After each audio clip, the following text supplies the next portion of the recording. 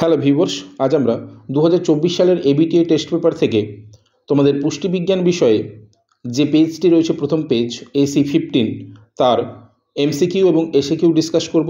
So viewers, তোমরা দেখো প্রথম একের দাগে কি বলেছে, প্রতিটি প্রশ্নের বিকল্প উত্তরগুলির মধ্যে থেকে সঠিক উত্তরটি নির্বাচন করো।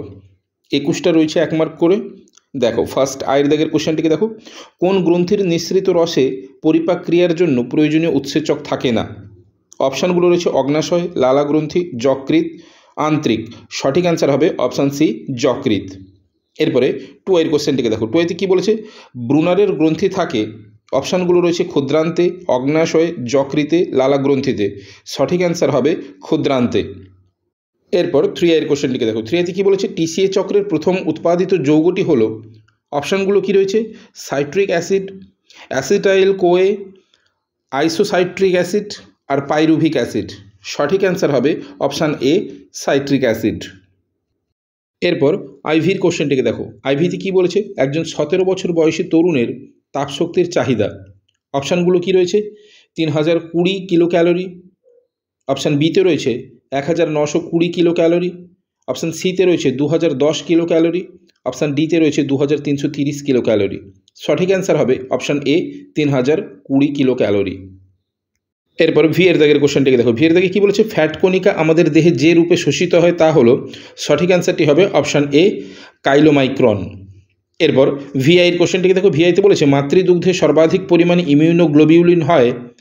অপশানগুলো রয়েছে আইজিএম, আইজিজি, আইজিডি, আইজিএ। সঠিক অ্যান্সার হবে অপশান ডি, আইজিএ। এরপর V2 এর কোশ্চেনটিকে দেখো, V2তে কী বলেছে, শিশুদের 7 মাস বয়সে হামের টিকার সাথে কত ইউনিট ভিটামিন এ সমৃদ্ধ তেল খাওয়ানো হয়? সঠিক অ্যান্সার হবে অপশান ডি, 1 লক্ষ IU। এরপর V3 এর কোশ্চেনটিকে দেখো, V3তে বলেছে শিশুদের জীবনরক্ষক ঘোল হলো। অপশানগুলো রয়েছে ঘোল, মাটা, মাখনওয়ালা দুধ, ORS। সঠিক অ্যান্সার হবে অপশান ডি, ORS।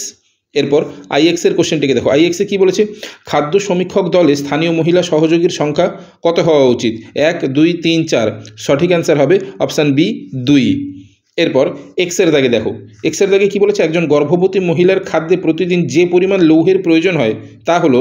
অপশান এতে রয়েছে 15 mg, অপশান বিতে রয়েছে 10 mg, অপশান সিতে রয়েছে 25 mg, অপশান ডিতে রয়েছে 35 mg।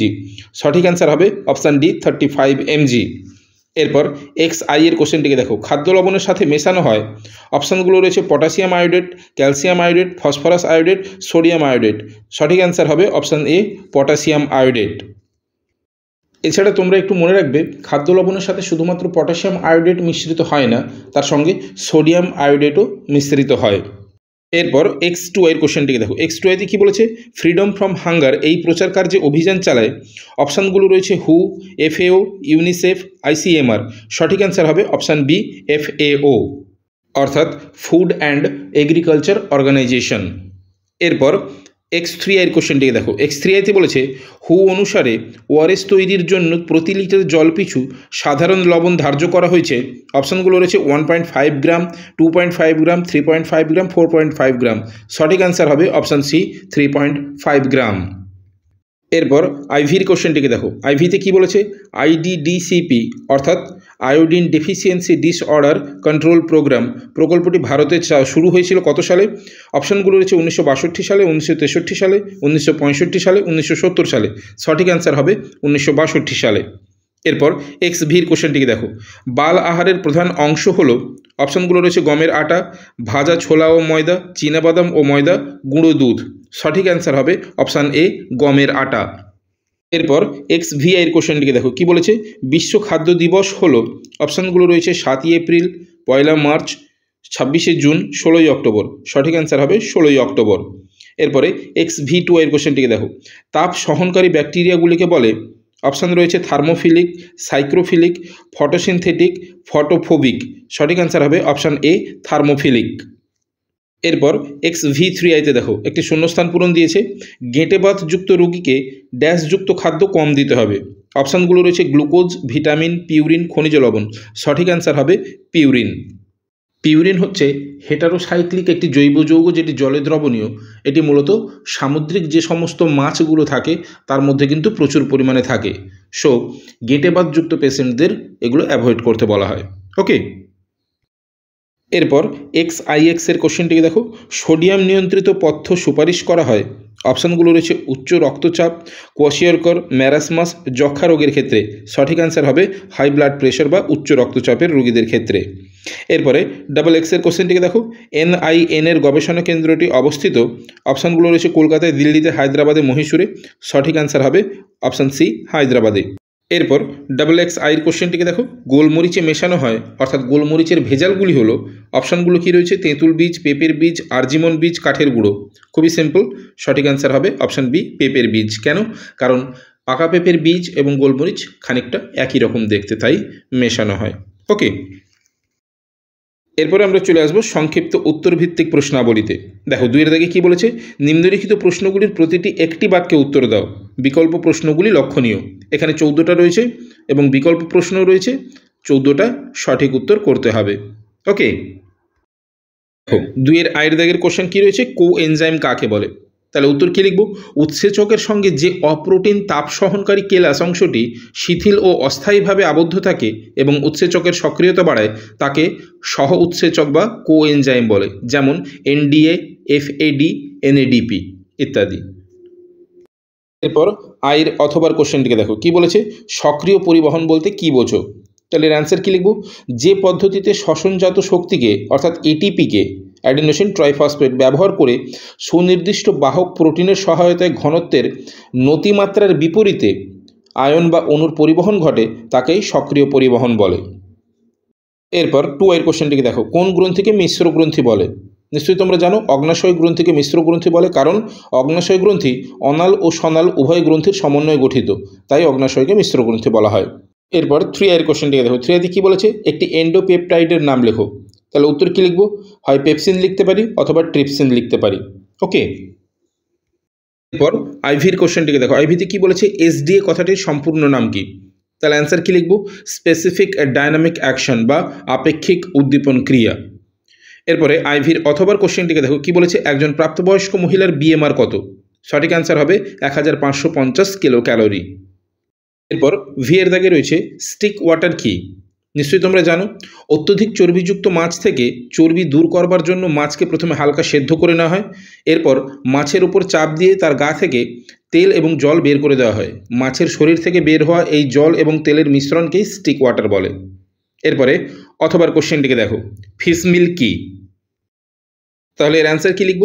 গবাদি পশু এবং পোলট্রি পাখির ক্ষেত্রে এক প্রকার উচ্চ প্রোটিন সম্পন্ন খাদ্যশস্যই হলো ফিশ মিল। এরপর ভিআইতে দেখো। ভিআইয়ের কোশ্চেনটিতে কী বলেছে? FTT কি? দেখো এর অ্যান্সার কী লিখব? FTT বা ফেলিওর টু থ্রাইভ হলো শিশুদের ত্রুটিপূর্ণ আহারের কারণে বৃদ্ধিজনিত সমস্যা। এরপর V2 এর কোশ্চেনটিকে দেখো। কী বলেছে? স্কারভি রোগের 2টি লক্ষণ লেখো। আমি 3টি লক্ষণ লিখে দিয়েছি, তোমাদের যেটা সুবিধা হবে ওটা লিখবে। দেখো, 1 মাড়ি থেকে পুঁজসহ রক্তক্ষরণ ও দুর্গন্ধ, 2 অকালে দাঁত ঝরে পড়া, এবং 3 হচ্ছে এছাড়া হাতে পায়ে প্রচণ্ড ব্যথা এবং দুর্বলতা অনুভব করা। V2 এর অথবার কোশ্চেনটিকে দেখো। কি বলেছে? অবস্ট্রাকটিভ জন্ডিস কি? তাহলে এর অ্যান্সার কী লিখব?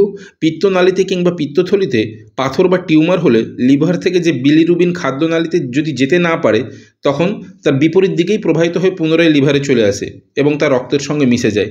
এক্ষেত্রে যে জন্ডিস হয় তাকেই বলা হয় অবস্ট্রাকটিভ জন্ডিস। V3তে কী বলেছে? AVA কি? তাহলে এর অ্যান্সার কী লিখব? AVA এর সম্পূর্ণ রূপটি হলো অডিও ভিজুয়াল এইডস, অর্থাৎ যে পদ্ধতিতে দৃশ্য এবং শ্রব্যের দ্বারা শিক্ষা প্রদান করা হয় তাকেই বলা হয় অডিও ভিজুয়াল এইডস বা AVA। ওকে, এরপর IX এর কোশ্চেনটিকে দেখো। IX-এ কী বলেছে? ভোজ্য তেলে ভেজাল হিসাবে কি মেশানো হয়?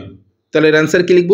ভোজ্য তেলে শিয়াল কাঁটা বীজের তেল অর্থাৎ আরজিমন অয়েল এবং আর্থোট্রাইগ্লিসাইল ফসফেট মেশানো হয়। এরপর অথবার কোশ্চেনটিকে দেখো। কি বলেছে? চা ও কফিতে কি ভেজাল মেশানো হয়? তাহলে এর অ্যান্সার কী লিখব? চা ও কফির সাথে কাঠের গুঁড়ো, ব্যবহৃত চায়ের পাতা এবং তেঁতুল বীজের গুঁড়ো মেশানো হয়। এরপর এক্সের দাগের কোশ্চেনটিকে দেখো। কি বলেছে?